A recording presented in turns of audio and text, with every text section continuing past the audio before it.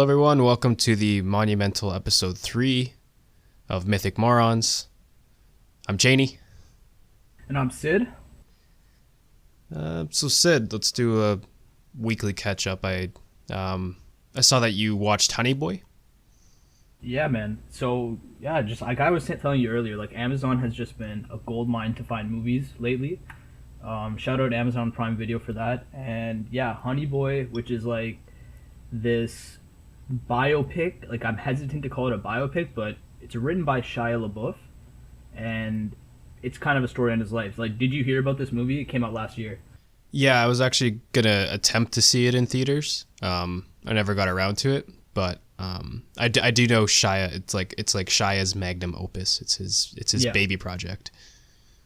Yeah, this like it was just kind of like the first thing we've heard from him in a while too. Like he kind of went missing, or he kind of went just under the radar for a while. I think the word you're looking for is he kind of went a little nuts.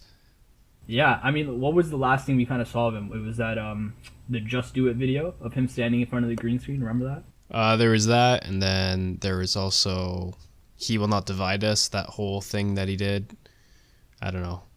I don't remember that. What's that about? It was like a public art project after Trump got elected. Oh, yeah. That's when he put like the webcams up and something about that, right? Yeah, and then internet trolls quickly destroyed that. Probably that I remember seeing some shit also where he binge watched all of his movies in one sitting, like in a movie theater with a bunch of people, and it's so cool to see like he's watching some of his old stuff, like some of the even Stevens old movies and stuff like that, and he's just like a smiley, happy guy, and then he gets to the Transformers phase of his life, and it's just like face palm the whole way through, and you just feel bad for that. Like, wow, this guy put almost 10 years of like 10 years of his life into that franchise, and like just to kind of like go with the way it did. But anyways, let's get on conversation with Honey Boy. Honey Boy is Shia LaBeouf's, I can say, comeback into just the public attention, but not only that, as a way to kind of just see him in a different light. Like you just said, he kind of went nuts, and this movie kind of gets to the roots of that, I want to say. Like what drives a guy into that kind of extreme of life, of that kind of like, you know, just high energy, high pace kind of character that he is. Like if he was a character, just not the regular celebrity, and the movie Honey Boy kind of is the beginning roots of his life from like the Even Steven days till today, like the modern day Shia LaBeouf. So it's a very just a quick personal project. A very personal project, and he said that he wrote the entire film while he was in rehab, which the film kind of even addresses that. It's kind of a meta film because it takes place, a lot of the scenes take place when he was in rehab, and it kind of addresses the fact that he's writing the film that we're watching. So a little bit about the film. It's directed by a woman named Alma Harrell, and she's a first-time director. This is her first film, along with Shia, writing the script for the first time. And it stars Lucas Hedges as Otis. That's the character. So Otis is the main character, and he kind of embodies what Shia, kind of his experiences and his growing up years and stuff like that. So, and Shia plays his own father. So that's the interesting bit in it. He plays his own father in the movie. And the movie's kind of starts with him as a child actor, and we don't really know much about those years. Did you watch Even Stevens growing up? No, the first thing I saw of him was Holes, and Holes fucking huge. slaps, dude. That's bro, yes. That was a big school movie back in the day, right? Oh yeah, so we had the minivan with the DVD player in the back, and that shit and Finding Nemo were the only two movies. The long road trip movies, big time. With Zero was the man. Remember that guy? Yo. So Holes was like peak like Shia LaBeouf, I would say. Like growing up in that, and the Even Stevens movie, I want to say that was like early 2000s. Let me just pull it up for factual referencing. But yeah, I never watched the Even Stevens. What even is that? No? Oh, no, man. I've never even heard of it. Even Stevens was... You haven't heard of Even Stevens? What the Well, fuck? like maybe like in like passing, but never Okay, yeah, I got you. Never got into it. Like that was one of the like early 2000s Disney Channel like really iconic original series, and that's what like made Shia kind of break out, I guess you could say. And the movie came out in 2003, so it was like where he and his family go to vacation, and they kind of get stuck on this island, and they get into a lot of like stupid shit. It's kind of, remember like Dennis the Menace, like those. Oh God, yeah. Back into the era, it was like that kind of like that kind of charm comedy, I guess you could say. Yeah, just like a goofball comedy movie. But Honey Boy's not a goofball comedy movie. No, it's I don't know what to call it. Like I kind of started by saying it's a biopic, but it's dramatized extremely, right? Very, yeah, very. It's not trying to be like an account like on a chronological basis, like from day one to where he is today. It's not like taking that route of storytelling. It's very much almost like a look back on somebody's life. Like, so I kind of had this written down. Like the whole film, he's kind of within therapy, and he's talking like the older version of himself. He's talking to therapists, and he's trying to figure out his trauma, which is heavily related to his father. And so then through those kind of transitions, we flash back into his youth. And I thought the way that Alma Harrell, like the director, transitioned was so fantastic and original for like a first time director.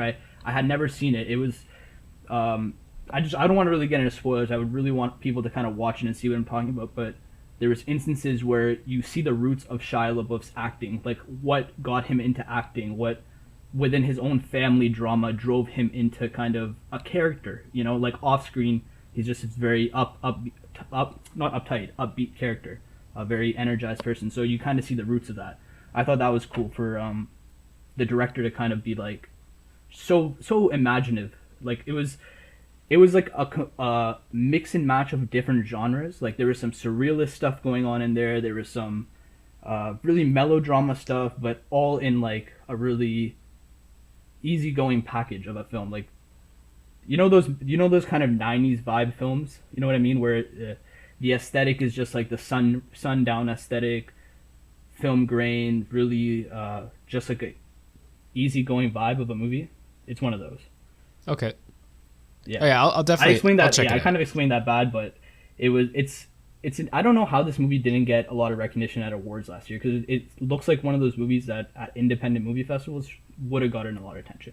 It was showing at Princess in Waterloo, so I knew it was sort of more of an indie movie sort of thing. Yeah. I regret not watching it in theaters. This was one I was kind of like keeping an eye on last year, but yeah, I'm happy Amazon put it out there. That's great. Yeah. I don't know if you watched Shia's Hot Ones interview on YouTube, but he seems like definitely more down to earth nowadays than since 2016, since we last saw him. Yeah, that's how long it's been. Yeah, it's almost been 4 years out of the spotlight, and I guess during that time he was really just writing this movie, kind of in therapy and reflecting on his own life. So he's come out, I guess, the person he is now, and after making this movie, he's just a lot more, I guess, self-realized. He understands himself maybe better and how to output his energy. So I'm really excited to see if he continues writing films, maybe direct or starring in more of his movies, because I would for sure want to watch it. He hasn't lost his charm, by the way, either. He's still funny as fuck. Like this guy is a very underrated. charismatic dude. Yeah. And there's actually a round table. I think Hollywood Reporter might have made a video, one of those kind of sit-down videos with a bunch of writers in the room, and he got invited to that. And seeing him in kind of like a grown-up setting, you know, suit and tie on, and talking technical film stuff with a bunch of other legends, you know, in the room. I can't exactly remember who else was there, but it was cool to see like this grown-up version of somebody you kind of grown up with yourself. Yeah, I do mostly know him from like his Transformers days, as do most people probably, but yeah. Like that interview on Hot Ones, it kind of shed light on just how much of a movie buff he is, and how much like he just has a love for cinema. Yeah. And you wouldn't really expect that out of a movie star like him, but I guess that's where he's like transitioning now, and I hope to see him write more in the future. Yeah.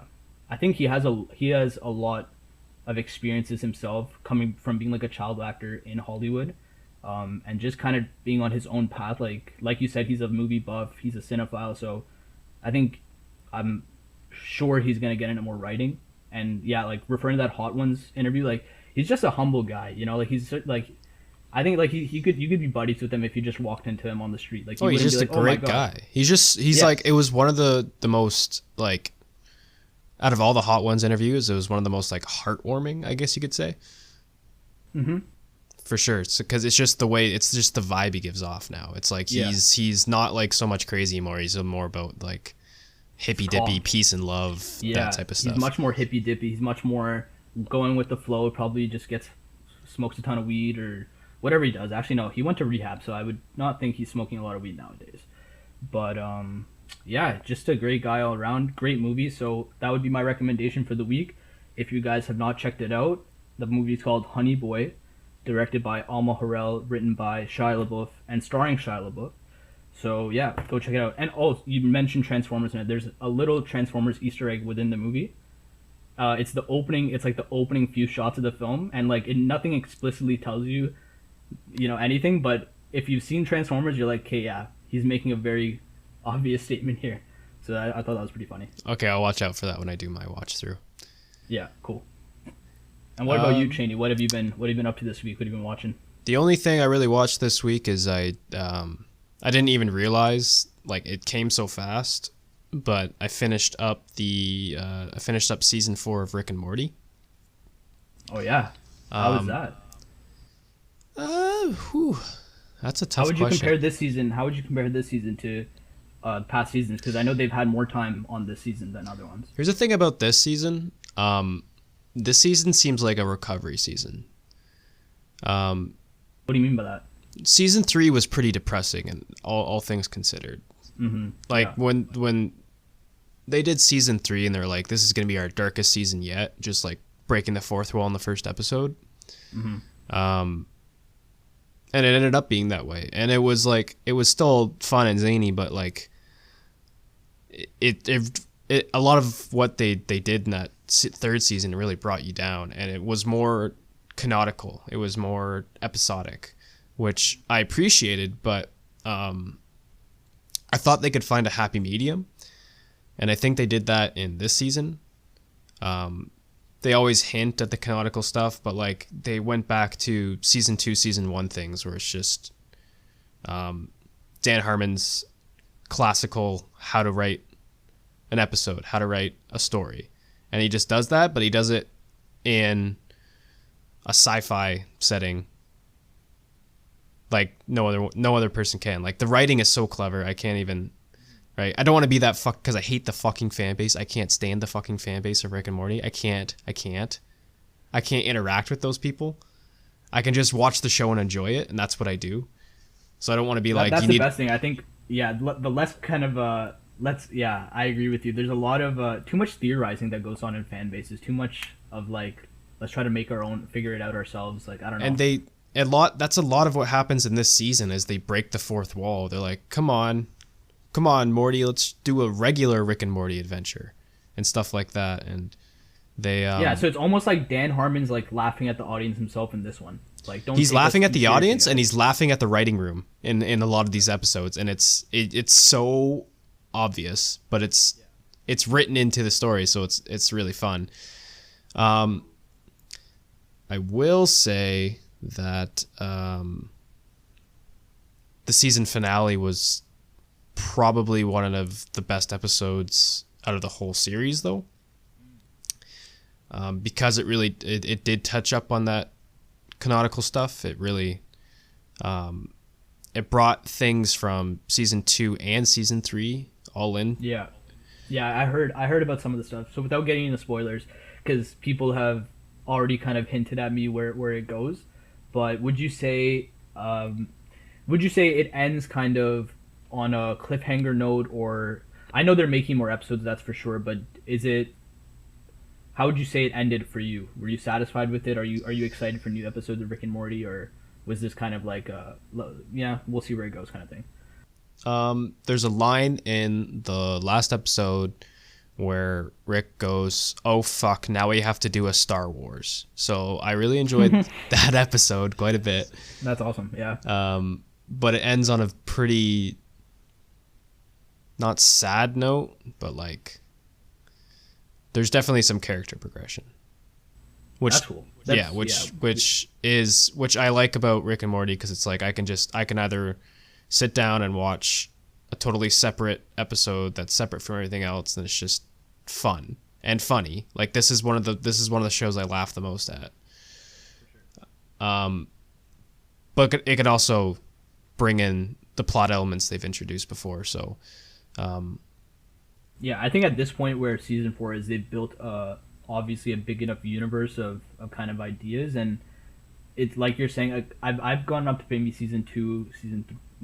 episode 2 of this season, so I'm not completely finished yet. But from what I've heard, kind of, and like they're getting back to their roots or bringing back old plot lines. I think that's just a testament of like good storytelling. You know, they're not moving too fast out of like just the story they're telling. Like they still are telling a story. It's not all about going into different universes and just seeing all this crazy shit. But you know, Dan Harmon is one of the best storytellers to like really nail structure and nail storytelling. So episodic structure, especially because he also wrote Community, which is again one of my favorite comedies on TV.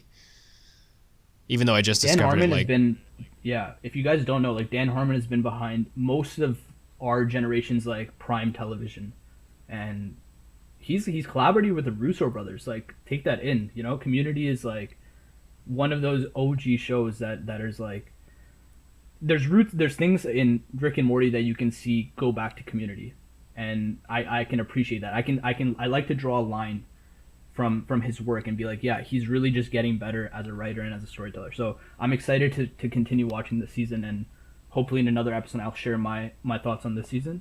But do you have anything else to add to this? No, nothing really. Just finish it up if you can. It's a good season, and I think it's I can't say it's the second best or the best yet. I gotta kind of rewatch the series again. I usually rewatch it once a year anyways, so I mean, yeah, Rick and Morty is one of those TV shows that, like, if it's on YouTube Live, like if there's one of those live streams that has 10 hours of Rick and Morty episodes playing, I'll just kind of fall asleep to it because I can like close my eyes and just listen to it. It's like music at that point. It is like one of the best forms of escapism that I can think of, that like I can just think like, oh, what do I want to do? Well, I don't really want to watch anything new or get anything new. Well, I'll go back and I'll watch 3 episodes from season 2. Or yeah, and even when you go back, it has huge rewatchability. Even when you go back, you can watch the same episode over again and still kind of like pick up on new threads, or you know, like there's still always a new sense of enjoyability when you're watching that show. And yeah, it's probably one of the best shows out there, I would say. Yeah, for sure. And season 4 exemplified that, especially the season finale. So I definitely think you should finish it up. I'll try and get that done this week so I can kind of give some of my thoughts on the season. So stay tuned for a continuation of Rick and Morty talk. That would be a cool segment of a show, Rick and Morty talk. But yeah, I'm sure there's podcasts dedicated to the entirety of Rick and Morty and stuff like that. Oh yeah, like YouTube channels like Wisecrack that have all those Rick and Morty theory videos. They got an entire fucking podcast dedicated to Rick and Morty. It's like, I don't know how you fill the space in between seasons, but whatever. Imagine having people in your office completely dedicated to Rick and Morty theories and just like kind of writing essays on that shit, which I'm sure people are doing right now. Just, you know, whatever, diving deep into that universe to make sense of it all. But and that's what they make fun of the audience for doing that. Amazing things to enjoy. Yeah. They make fun of the audience for doing that so many times throughout the show. I know. Like, yeah. They really trying to like let people know, it's like, just like shut up and just watch the fucking show. And I know that sounds harsh, but it's like, that's all it is. It's just a cartoon.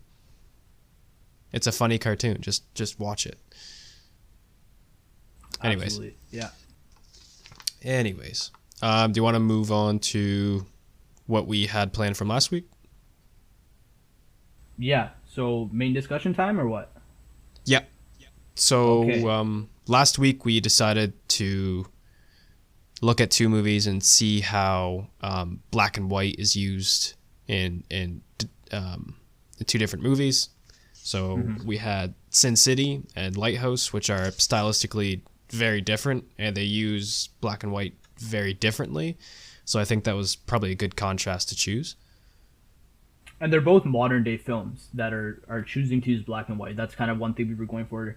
not just black and white films out of necessity because they're old, but like I guess kind of what we're looking at is, you know, why in the modern day of storytelling would somebody choose to tell a story in black and white?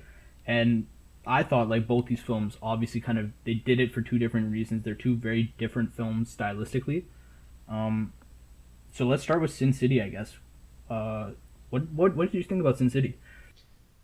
Very interesting movie. Probably one of the most uniquely stylistic movies I've ever seen. I don't think this movie will age. I really don't. Just because the style is so out there.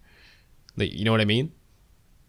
I wanted to try and compare it to other things I've seen. Visually, it's very kind of it reminds me a lot of Zack Snyder's work.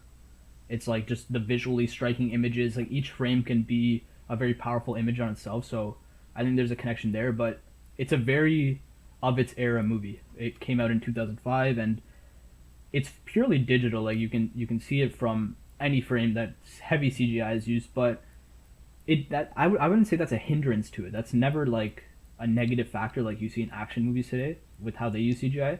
So like CGI is almost integral to the way Sin City needs to tell its story in this kind of graphic. So just a little history on Sin City. It's the movie is set on a series of graphic novels by the writer Frank Miller.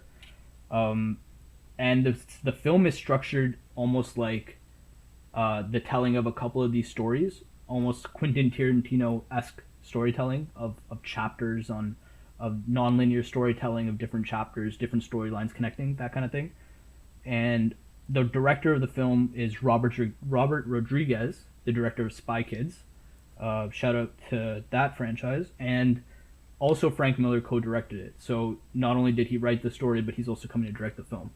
So I want to start with asking you, did you ever watch the movie kind of growing up, or was this your first viewing? This was my first viewing for sure. I've heard of the movie while growing up. It never really piqued my interest, but I'm glad it did this time around, because I remember watching and listening to people saying, I was like, this is probably one of like the most stylish movies you can ever watch. And the black and white is a big part of that. And that's a big Frank Miller influence, because he really wanted to take the pages out of his graphic novel and just make a movie. Like, if you know what I mean, it's like the every single frame within this movie emulates a page out of a graphic novel. Yeah, it's I had this in my notes, and it is the most comic book movie. Like, I think it's so true to the style of comic books that it's the definition of a comic book movie. I think it's literally pages ripped off or it's panels of the comics ripped off the pages that are like just kind of visualized on film, and that was cool. And yeah, I never watched this movie when it came out either. I thought, yeah, it was maybe I was too young when it came out or something, but it never just caught my attention. And I'm almost glad I'm watching it a little older now, so I can appreciate what the story is and kind of what it is telling. And it's not just this gory action flick. It's not just this heavily stylized like blockbuster movie. It's really like Frank Miller's stories in general are just really, really smart, well written stories with rich characters and amazing settings, amazing world building, and you get all of that in Sin City. Yeah, for sure. And I think it lends well to this movie, what I said on how I don't think you'll be able to date this movie. Other action movies at the time, like, they use CGI in ways to do special effects, whereas this movie uses CGI as a means of like artistic choice. So it matches everything, and it will stay consistent throughout. You know, as it ages, it stays consistent. This movie's from 2005, and like I hardly noticed. But you can, yeah, it's very purposeful in how it uses special effects, and it's like trademark. You know, like if you've never seen the movie but you saw a frame of this movie somewhere, you would know like, oh, this is Sin City, the movie, based off the comic books. Like there's so much history behind just this style, and I think it just kind of established its own use of color, its own use of VFX and CGI, and like it'll stand out. I remember like reading about this movie in like film textbooks, like in first year. So, and I'm like, wow, like Sin City is in a film textbook. That's pretty crazy. This is a movie I should probably look at. So it's definitely a movie that's gonna be like lived on, and people are gonna remember it for pretty much revolutionizing how you could use visual effects and color in modern cinema, I would say. And that's where I'll get into a little bit of how I don't think this movie is very representative of how to use black and white. I think this movie is more representative of how to utilize color. Yeah, I would say the same thing. It's yeah, and you know what? That's what I had a lot of questions kind of going back and forth on. It's like they establish rules of color, and then it's okay. Actually, I want to ask you, what did you think of that? What did you think of how they used color in this film? So just like you, I was pretty confused because at the start of the film, we get introduced to Bruce Willis's character, the detective, and as it works through that scene, and people get shot in that scene, there isn't blood, or there is blood, but it's not colored. And I thought, well, that's interesting. Why would they choose? Is white. Yeah, why would they choose to do that? And then later, when you get introduced to another character and he bleeds, his blood is highlighted like ruby red. Yeah. So I thought, what the hell is going on here with regards to use of color in this movie? And then I thought, what if color and the color highlights are point of view driven? Meaning whatever character you're in the point of view of for the scene, whatever they value or whatever they want or whatever they highlight gets highlighted by color. Does that make sense? What do you mean? So like I don't know, kind of expand on that. So Bruce Willis's character gets shot, and his blood isn't red, but the way his character acts is that he ignores the pain. He ignores the blood. It's not important to him. Whereas if you move on to Mickey Rourke's character, which is the next character introduced, and he's sort of like a established as some sort of maniac, and he likes that stuff, right? Blood is always highlighted with him. That's interesting. So it's kind of it's almost like a representation of the character itself. Yes, so whatever POV character we're following, whatever color gets highlighted, it's being highlighted because it's value to the character. Yeah, I thought the same thing from that opening, and I started paying attention to color early on from that scene too. So when he gets shot by the docks, I guess, and I noticed the color of the blood was white there, and in different instances, they still choose to use white blood, and then in different instances, they'll choose to use red blood. And that's a really good kind of way to look at it, what you just said, and that could really possibly that makes sense to me. The way I almost saw it was, when you see red blood, that's almost like an indicator of somebody about to die. Like, I have a very almost like really surface value view of it. So when Bruce Willis gets shot, there's no red blood. So I automatically kind of assumed he wasn't going to die. It was also the opening of the film, so why would he die? And each kind of time going forward, when red blood is shown, it's signified in a way of death, or not even red blood, but the color red in general. So if you look back to the opening of the film, like the opening prologue bit, where the woman in the red dress is standing on the balcony and the hitman comes up and kills her. So she's wearing red, she has red lipstick, and the rest of the scene is a very contrast black and white. So that was almost like the rule I made up in my head that, okay, the color red or blood will indicate death, but I realized that wasn't even a rule because they kind of break that going forward. So I actually kind of like your point of view on it, that it's a subjective kind of understanding of the character. Yeah, nice. Right. So it's again with Mickey Rourke's character, it's like Goldie, the woman that gets murdered while in bed with him. She was fully colored, and he referred to her as like heaven and godliness. Yeah, goddess, heavenliness, right? And that was everything. He like cited her quote unquote perfect breasts, and then even like the smell of her. And then when you meet I I don't want to get into spoilers this early, but I do. So spoilers, just watch Sin City. It's on Amazon Prime Video. Again, probably the best spot to get movies right now. But when he finds Wendy, Goldie's sister, she doesn't really radiate any of that energy because she lacks like the smell. Like he knows it's not her because, you know, something's off. He can realize that, and then that's shown through her not also like that's shown through her staying black and white until until later his second last scene. Yeah.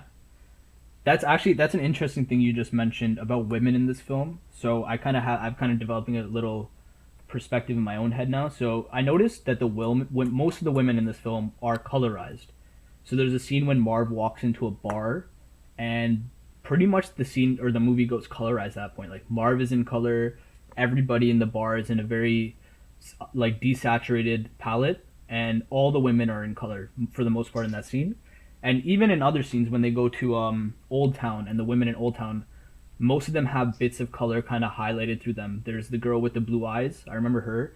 And there's just little bits of color throughout the women. So I'm almost looking at it now as color as a signifier of like what people's desires might be in this world. So like violence, like that's why we see blood as a red symbol, like standing out a lot, or women. And it could be just like another way, like kind of just to establish this world that's all about greed and corruption and sex and drugs, and you know, it's a dark world, so it's standing out all these kind of symbols of that. What do you think?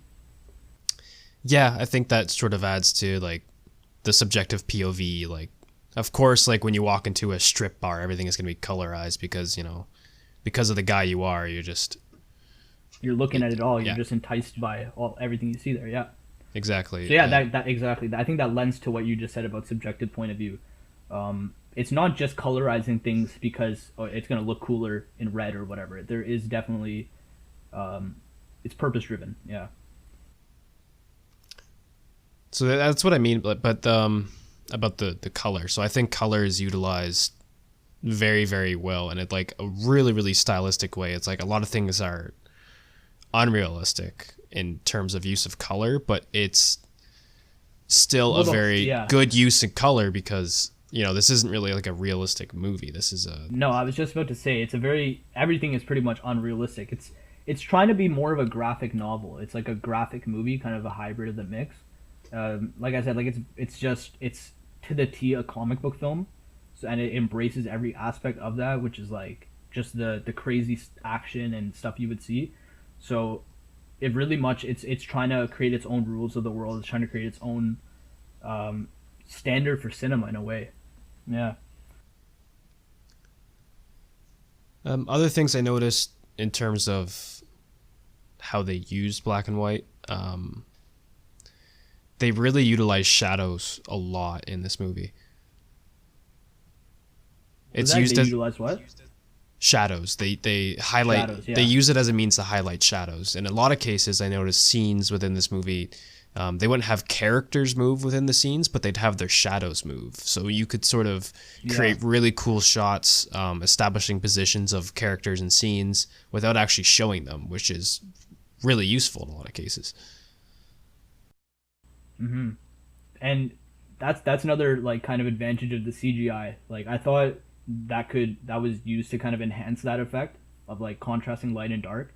There was like, it was almost like, so there's like the German expressionism era of film that had painted sets to exaggerate the shadows and the buildings and the setting. And I thought this movie kind of was really expressionistic in that way, where the way it uses color to kind of build the world around it and the sense of who these characters are, it's just exaggerating. Like Marv is this brutish guy. He's a big muscle, like Jughead kind of guy, and it literally like takes try after try to finally kill him, or like to try and kill him. That was the best scene in the fucking movie. Yeah, that was so fucking cool when it's like, you guys got to try harder, you know, like. Is that all you got, you pansies? He's a grade A badass. Like, yo, shout out to fucking Mickey Rourke in that movie. He fucking killed it. you don't like the fact you're telling me now it's Mickey Rourke and I can see it on a Wikipedia page. It wasn't Mickey Rourke in the film. Like that was a character ripped out of a comic book. Like the prosthetic makeups they had on his face to make him look like all scarred up and shit, and he just looked like a comic book character on film. It was so cool. And yeah, so it's just like it you can't even call it like I would really just put this in a league of its own in the comic book genre. Like let this sit in its own little corner of a great movie, you know? Yeah, and I don't think people should try to emulate it. If that's a weird thing to say. It shouldn't it like there's no need to have a remake of this, or I know there's a sequel and I think that was also directed by Robert Rodriguez, but yeah, let this movie kind of stand by itself as the Sin City movie because you got Frank Miller as a producer and director on it. It's like to the T of Frank Miller's story, and you know I would really love to get into more Frank Miller stuff on the show and kind of talk about him as a creator and more of his stories. Like he's written Watchmen, he's written Sin City, and so like he has this theme of creating like very dark worlds that have analogies to the politics of today, and like it's just great storytelling, man. Like this is kind of on a league of its own of graphic stories. So like I would want to recommend it to people who want to see like an adult comic book movie or kind of a very just entertaining film in general that has a good story to it. Yeah. I wanted to ask you because you've read Watchmen, like the graphic novel. Like is Frank Miller's style just like so? Is it so recognizable now to you? Yeah, it's incredibly visual. Like it's pure visual. Like the way so Watchmen and Sin City are such contrasting stories in the graphic novel sense because Sin City's like we're talking about a black and white story with this extra use of color, this kind of specialty use of color, whereas Watchmen is this very visual and kind of colorful with the palette is really unique for Watchmen. It's kind of retro 60s vibe palette, but dark, if that makes sense. Like it uses the palette of bright colors but in a dark way. Like if you look at some of the comic pages of Watchmen, you can see like it's just this desaturated yet vibrant color, whereas Sin City, still visually striking, he uses a limited sense of color or a limited use of color to still kind of have a point with it, have some kind of a point with what he's doing visually.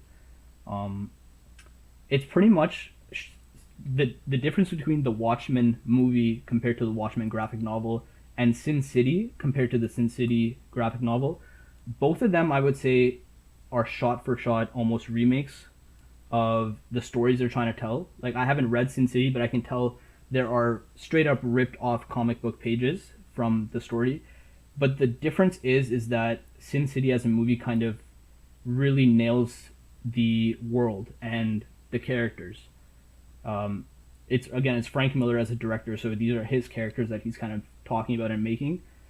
But the style of storytelling, man, it's just like it's cool. It's just fucking cool. Yeah, like we can talk about Watchmen in another episode, and I would like to compare the book to the movie, and like I had a shaky relationship with that movie, but this Sin City movie is one of those kind of movies that I could get into reading the graphic novel after it, now that I've watched the movie. I've consumed some Frank Miller content. I don't know if you know this, but he wrote probably the most famous Batman story, The Dark Knight Returns. Yeah. I watched the Dark Knight Returns movie, the animated movies. Have not read the stories, but yeah, that's a really different take on Batman also. Yeah, and I could tell while watching Sin City, since like those animated movies are pretty much one for one reshoots of the comic book. Yeah. Like Frank Miller is such a visual storyteller that needs to be part of it. But I could also feel his writing style come through in Sin City the way it did in those animated movies of The Dark Knight Returns. Mm-hmm. Like political commentary on like Sin City was sort of like a microcosm of corrupt America. Yeah. And it's so weird that we're choosing these movies that like they come out super, like this movie is 15 years old, but you can watch it today and still see relevancies to the world today. So that's why I said I can appreciate this movie now more as an adult. Whereas as a kid, if I watched this in 2005 when I was 6, it could have just been like one of those badass movies that went over my head. That was, like just, oh, like this was fun to watch, but you wouldn't understand it. Whereas now I think like if you were as a young adult or an adult to watch it, you can kind of see similarities to the world, or just yeah, I guess in the best way of that sense. And that's one of my favorite things about Frank Miller as a storyteller. They're all dark stories, or for the most part very dark stories, but it shows you a glimpse of something into our world, like some dark corner that might be bigger than it actually is. Like, yeah, I don't know, just read Frank Miller stuff. Yeah. And on a last note, this is out to people that enjoy making film, including you, Sid. There should be more noir style inner monologues with regards to characters, because that was probably one of my favorite things in Sin City. Oh yeah, so yeah, you like the narration? Yeah, like the inner monologue narration. It was my favorite part to just sit back and listen to these gravelly old men talk. And it was super well written. I love that opening scene narration when he's talking to the girl. It's kind of cheesy. It's kind of like 1950s Hollywood throughout the whole movie, like that kind of style. That's you know what it is. That's what it is. It's like the 1940s, 1950s style of noir film, but Frank Miller's version of it in today's modern world. Like, that's really what it is. It's a neo noir film, in the truest sense. Like that last story where Bruce Willis's character is full on detective mode trying to find this girl. Like that's in the truest sense like remakes of a lot of 1940s noir films. And this takes what those films do with setting and world building and the use of elements to tell stories, and stuff like that, and really adds the value of modern technology and color to tell a new kind of noir story. And yeah, I can appreciate the hell out of that. One of the things about narration, though, that I can kind of, when I don't want to say a gripe with, because it's within the style and the intention of what the filmmakers were trying to do, but I almost thought as it was going, it almost became a little bit of overuse of narration. It was like a bit too much of like speaking what is exactly happening and what we're exactly seeing, which I can get. Okay, like comic books do that, so maybe they were trying to be very much replicating comic books. What do you think? I never really got that sense. I thought because the narration was from the POV perspective, it always added some sort of new information or some sort of new context that changed the scene. I'll give you an example of what I mean. There was a scene, so when Mickey Rourke's character goes to Old Town, the town that's kind of controlled by the prostitutes, and he sees the women there, and he's like, oh yeah, I used to have a fling with this woman once upon a time. Like paraphrasing obviously, and then the woman says pretty much the exact same thing. So like he's saying it in a narration, and then she says it in the real life dialogue where she's like, oh yeah, you left me, something like that. So like that was I just laughed at those kind of moments where and yeah, so you remember Rosario Dawson's character in the movie, her name is Gail, and she had a full on like comic book character introduction. Her line was one sec, let me just find it because I had it written down. She said something like this.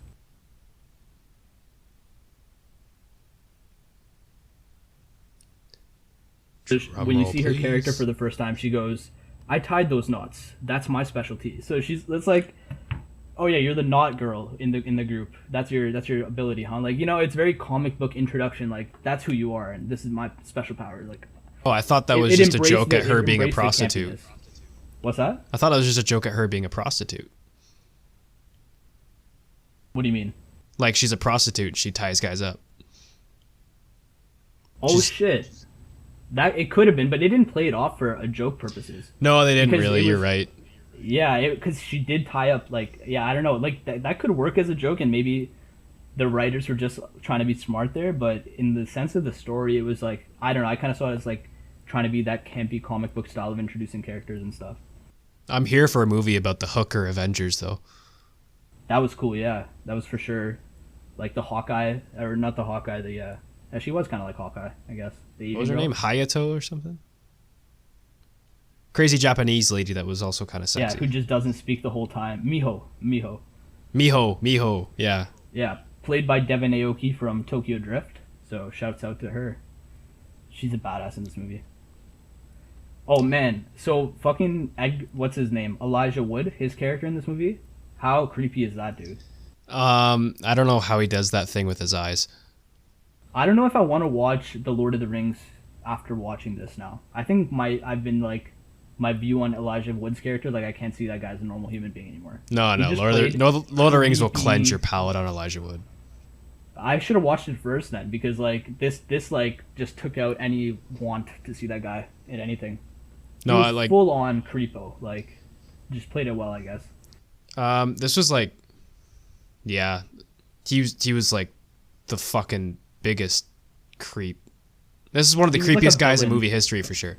For sure, yeah. Like, and he plays it really well, just keeping a sadistic, straight face throughout the film. And you were saying, how do they do the thing with his eyes, the white anime eyes type of thing? No, not that. Like his actual acting on how he gets his dead stare. Like that's not a normal thing for humans to do. No, yeah, I that's what made me feel uncomfortable, is that this guy had to get into a place as an actor. He had to get into that place, you know what I mean? And that's scary. Like his character in the film is this cannibal kind of. He's not just a cannibal. He's just a really scary individual, and he doesn't feel pain, and he doesn't take to any of the beating that Marv's character gives to him, and just sits there and stares into the camera, just kind of like, what the fuck is this guy doing? Yeah, that was unnerving for me, man. His character was just unnerving. For a character that doesn't speak a line, he makes a lasting impact. Yeah, like you just said he doesn't speak a line. I didn't even realize that. Like he, as a character, does and says so much in the film that you're just like, what the fuck? Like, yeah. But shouts out to him as an actor, because that was crazy. Speaking of what the fuck, do you want to talk about The Lighthouse? Yeah, that's a good transition into a what the fuck movie. That's probably the what the fuck movie of the week. What the fuck movie of a generation. Of the generation, of the decade, for sure. So me and Cheney kind of were talking about this movie for a while, like back in like when it came out. We were talking about watching it in school and stuff. Never got a chance to see it, and then luckily got to see it on Amazon. Shouts out to Amazon, keeping those movies up there. And yeah, Cheney, why don't you start with it? Because I know you were looking forward to watching this kind of more so. What were your impressions of this movie? Oh, fuck. I guess let me just start by saying the movie is directed by Robert Eggers and written by him and his brother. It came out last year in 2019, and it stars Robert Pattinson and Willem Dafoe. And it's greatly acted from those guys. It's like worth just to watch those guys kind of act. But yeah, continue your point, Cheney, or what you were going to say. Oh, what was I going to say? Like, Jesus Christ. Here's the thing I really like. This movie, on a personal note, hits so many things that I love. So I love character-driven stories. I love dialogue-driven stories. So that this really plays into that. And then like little elements. They got little Greek mythology sprinkled in there that I really enjoyed. They got a little H.P. Lovecraft or Lovecraftian horror. A lot of that sprinkled in. I'm glad to see that's becoming a little more mainstream. Yeah, this is a perfect kind of movie for the Mythic Morons to break down, I think. It kind of hits the marker on the head for a movie that we should talk about. Yeah. As a plot, like the plot is so simple. This movie fucking had one goal, and that was to tell the story of a guy losing his mind. And that's it. And they do that almost perfectly in my mind. I don't know, like Robert Pattinson's performance is like I'm now like, I never really liked the guy. Not the guy. I never really liked his acting, but this this proved that he can do it. So I'm excited for him in Batman, and then also in Tenet. But I don't even know where to start with this movie. It's just it's all over the place, and in a good way. Yeah, I want to start with kind of the point you said about it's a really simple plot, yet a very complex story. I like movies like that they're not trying to be confusing in plot. Like, usually that works best. You know, simple narrative structure can often lead to just the ability to tell complex stories and rich characters, and that's what this movie does. So Pattinson's character and Willem Dafoe's character, they're both named Thomas, evidently, in the film. And they're both... So one of them, Willem Dafoe's character, is the veteran lighthouse keeper, and he's been coming to tend to this lighthouse in particular for years upon years, and it's like alluded to over 13 years, I guess. That like 19 Christmases. 19 Christmas, something like that, exactly. So he has no really good connection with his family, maybe no family at all. And Robert Pattinson's character, who's a younger lad looking to find work, as you do in this time period, he gets a job on this lighthouse, and you can see from the beginning there's a rocky relationship between the two, where Willem Dafoe's character is kind of like the very strict teacher in a way. Like, he's trying to get this guy to do all the work in the house for him, and Willem Dafoe's character doesn't really do much, so Pattinson obviously gets pissed off a lot in the movie. But it's like in between all that, kind of the dynamic shows a lot between these guys. What did you think on how they portrayed the aspect of going crazy and isolation in this film? What were you thinking on that? So I thought they did it well, because they established almost just before 5 minutes in, they established, like, okay, Robert Pattinson's character is going to be the POV character for this movie. So I thought they did a good job of focusing on him and his state of mind and the things that he focused on, which eventually led to different visual elements of him losing his mind, like with regards to I'm going to get more into some more symbolism stuff, some more H.P. Lovecraft sort of stuff, but like mermaids and merfolk and fish people, they tend to represent, as far as H.P. Lovecraft goes, like, they tend to represent the allure of the sea. Like, they try to pull you in, and like when as the mermaid becomes more and more prominent, you know, first it starts off as that little totem that he found in the bed, and then eventually he starts to have visions of the mermaid, and then eventually he starts to fuck the mermaid. They did a very good job on the prosthetics for a fish pussy, by the way, in this movie. Yeah, crazy. That was, if you've never seen a mermaid vagina before, you'll see it in this movie. That's for yes. Sure. So like it slowly escalates using the same visuals again and again, and that's just the mermaid example. Then you have like the logging example, and then you have drinking, and then like it's just everything building up to a point and then a breaking point. And I thought they did it really, really well, and they made sure it's like, okay, this is the character that's going crazy, and here's the things he's seeing, and like the things he's seeing are fucking wild. Yeah. And there's an interesting thing I noticed in how they get you as an audience to see what he's seeing. You know, place you in the shoes of Winslow, right? That's what Robert Pattinson's character's name is, Winslow. Yes, Winslow. That's his character's character name. Yeah. So we get to learn about these characters, that each of them is potentially telling a lie about their life, their kind of backstory of why they're here, what they're doing. You get a sense. I'll kind of get into into my points a little later on them as characters, and like, and the deceit that they kind of give towards each other. I'll get into that a bit, but I wanted to talk a little bit also about what you were just saying on the subjectivity of the character and cinematographically wise, how they achieved that. I noticed in how the objective shots were in the shots where you get these kind of medium close-ups or often very close-up shots of, for example, Winslow, Robert Pattinson's character, just tightly framed either like in a doorway or just framed within the frame, because the film is shot in this 3/4 box kind of style aspect ratio. So yeah, a very small aspect ratio. Right, those like that old school 1930s, 1920s film aspect ratio. And the whole film is really just trying to evoke that sense and feel of 1920s, 1930s horror.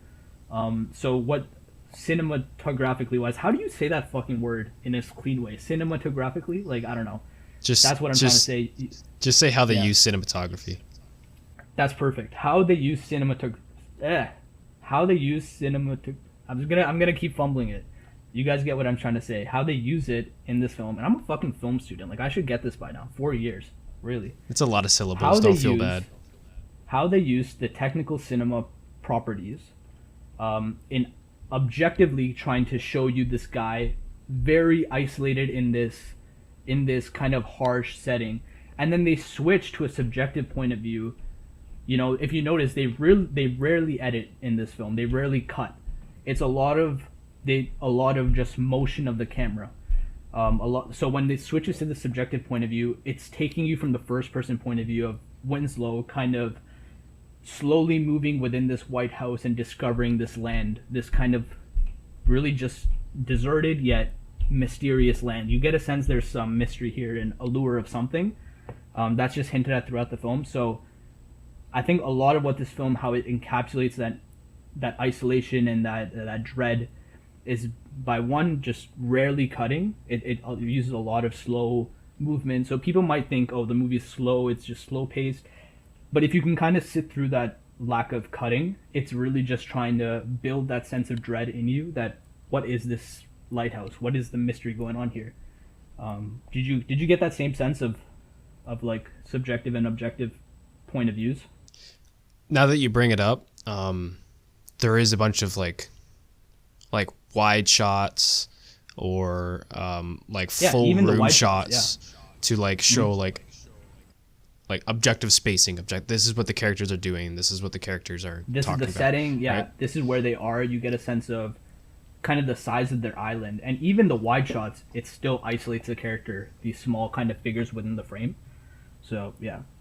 But then like I do get what you mean by like it's kind of like what Sin City did. Like there's certain stylistic and visual things that come with subjective point of view within the characters in the film. So like it'll do a zoom in on Robert Pattinson, and there's one thing I noticed that kind of like exemplifies your point is when do you hear music in this movie? Mostly it's mostly when Robert Pattinson's character Winslow is doing something. It's like it might be entirely in his head, right? But when it's just the two characters actually conversing and the plot is progressing, there's no added noise, there's no real added music. It's only as Robert Pattinson descends that the music plays, and it's like, well, like, can I just compliment the soundtrack, because it's fucking it's like dreadful in a good way. Yeah, I took notice more of the soundtrack on a second viewing of this movie than the first time. It almost like it became so like well mixed into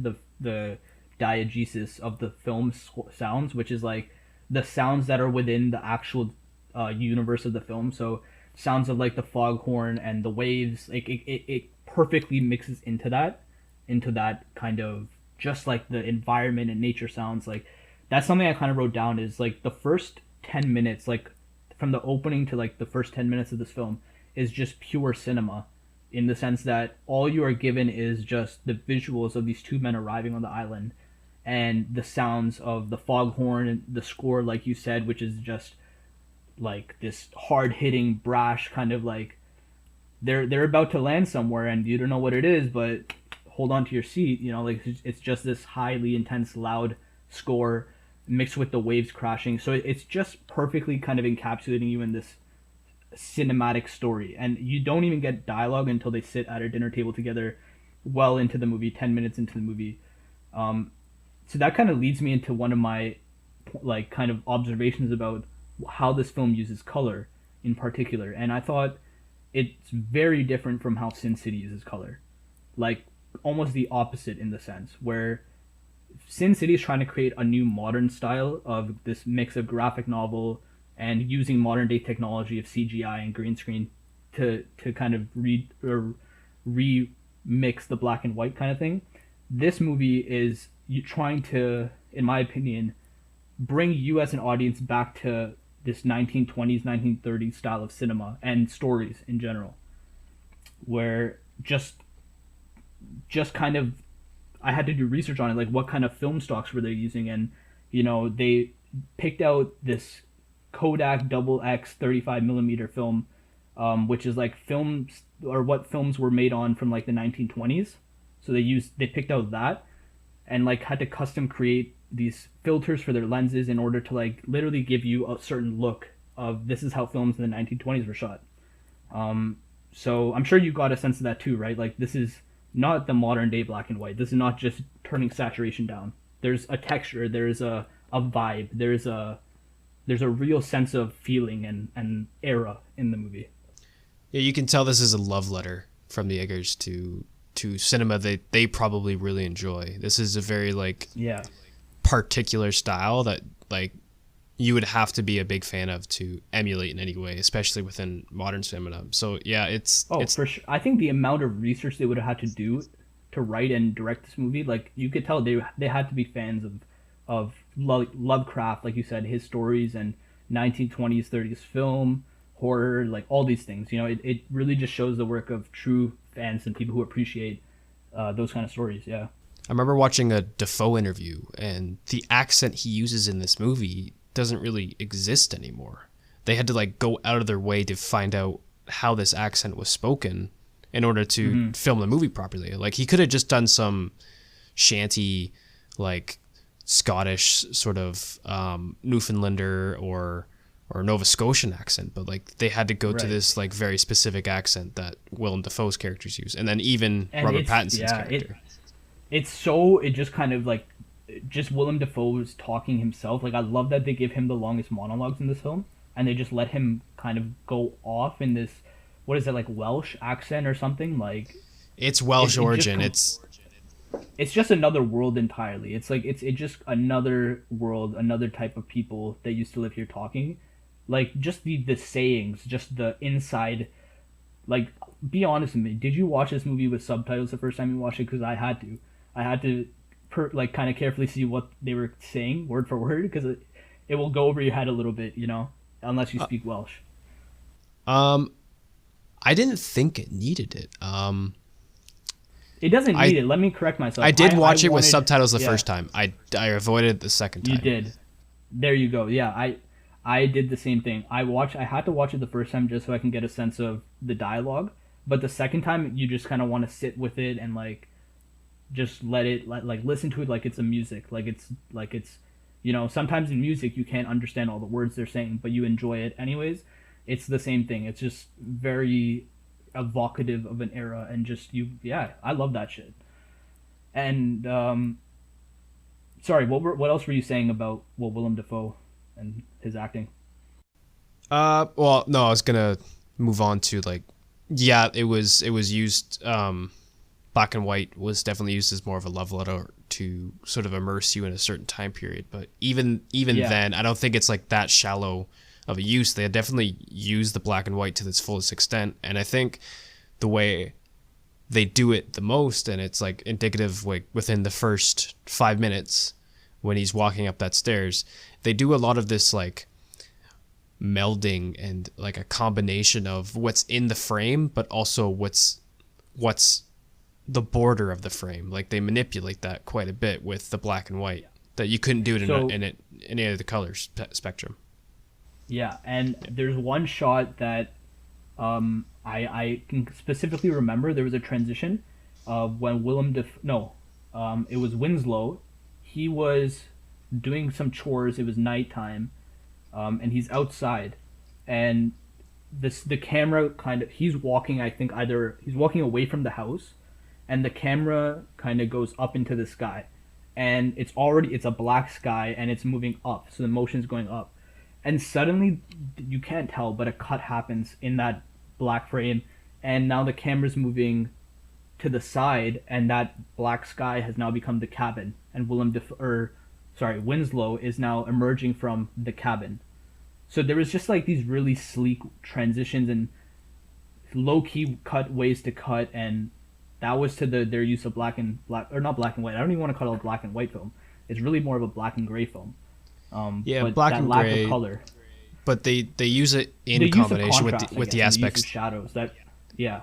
They use it That's- with the aspect that- ratio to really, to its fullest extent, and like that's that scene that stuck out to me even on my first viewing, and like I it's such a small scene of him just walking up the stairs and going up to the bedroom, where you have the aspect ratio shrink because the outline of the door frame makes the aspect ratio shrink even more, confining these guys to like, okay, this is like, you know, this is the claustrophobia, this is the isolation that these guys are going to experience, and here it is exemplified using something that's unique to movies, where you can exemplify that through shots in a frame. So I thought, well, like, this movie perfectly kind of shows the capabilities of cinema and the visual medium, and like you were saying, you were kind of hitting it on the head there. There's the use of shallow depth of field, which is how they separate the characters from their background and their environment. It just adds on top of this use of black and white or gray and just the no colors. Like, it's just another way to contrast and show separation from the environment and the characters, and from the characters to each other. There's no one shot where things look static to you or things look like they kind of blend in. Like, everything is purposely composed, purposely crafted, just to kind of tell a story visually. So in that sense, like, it's a weird movie. It's a fucking devastatingly weird movie. But as a film, like as a cinephile, I loved how it brought back old school cinema in its techniques, and I loved how it can just draw you in as a story also. Sin City's visuals can work on multiple different mediums, whether they be graphic novel or movie. But this story only works as a movie, The Lighthouse. If you know what I mean. Yeah. I found. Sorry, go on. You could display, like, you could tell this story in other ways, but I don't think it'd be as effective as it could be unless the story was made in consideration of being a movie first, because that's what this is. Just like, this is one of my favorite movies right now to just think about. And like, I remember telling you, like, you have to like physically prepare to watch this movie, because it's just so enticing and so grotesque and so beautiful, and so I don't know, I just really love this movie. Yeah. What would you like, we're not rating the movies or anything, but would you recommend, like, how would you kind of recommend these movies to people? Like, I would want to say, if you're like, I said it already with Sin City, it's a graphic novel kind of comic booky movie, but in the sense of an very adult take on those tropes and stuff. So for Lighthouse, what would you kind of say, sum it up to people who want to watch it? It's a psychological thriller. I wouldn't necessarily say horror, but it makes you laugh, it makes you scared, it almost makes you cry because of how tragic it is. And then when you read into the other stories it draws in from, a lot of the influences, whether it be H.P. Lovecraft, Greek mythology, and then the amount of like work and attention to detail. I think you don't even have to enjoy the story, but just enjoy the attention to detail from The Lighthouse. That's how I'd recommend it. Any other thoughts, Sid? No, Cheney, I think you kind of summed it up perfectly there.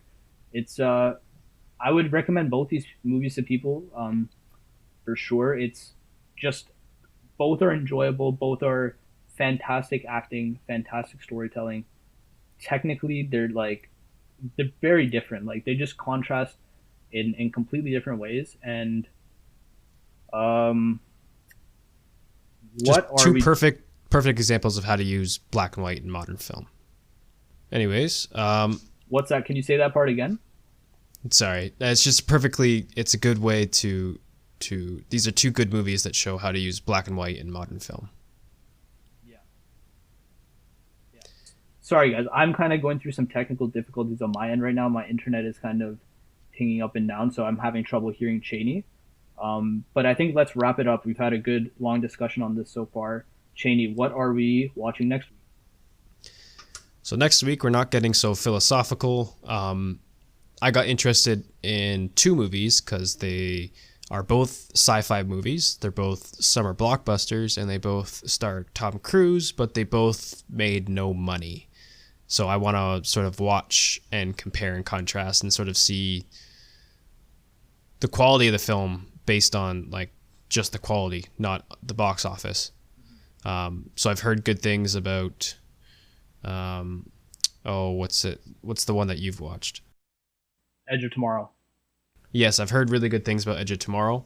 I have watched Oblivion, but I watched it like years and years ago, and I was really fucking confused by it. So I'm excited to revisit that. So yeah, we're watching two sci-fi Tom Cruise movies. We're watching Edge of Tomorrow, and we're watching Oblivion.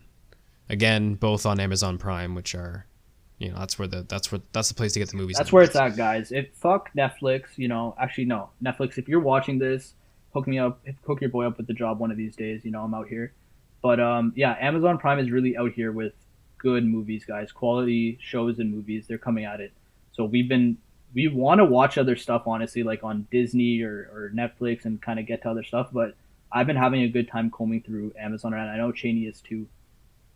So yeah, next week is a Tom Cruise sci-fi-a-thon, and it's Edge of Tomorrow and Oblivion. So would love for our listeners to watch along with us. If you've already seen it, then be ready to share some of your opinions on our Instagram page, which is Mythic Morons. And yeah, Cheney, anything else you'd like to add? Follow us on Instagram. We are trying to keep updates on like what movies we're watching week to week, so it's a good place to stay up to date if you're interested in the show. Other than that, thanks for listening, and I guess I'll just sign off. Yeah, so guys, thank you new listeners if you're new. Thank you old listeners for coming back. We are the Mythic Morons. This is Sid and Cheney signing off, guys. Thank you.